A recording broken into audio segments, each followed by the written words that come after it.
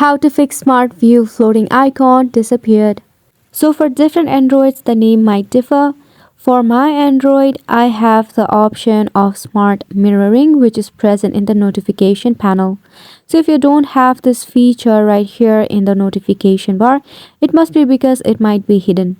In the notification panel, you might see the option of a three dot or a pencil icon. Simply tap on it.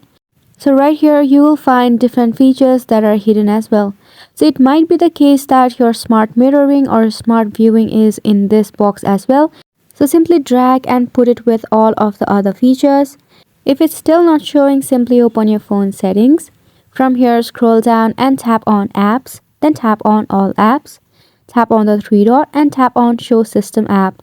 And from here, you have to search for start mirroring or smart viewing. Just simply tap on it, then tap on force stop, then go to your storage and cache and clear the cache. Once you do that, you can restart your mobile device and your problem must be solved.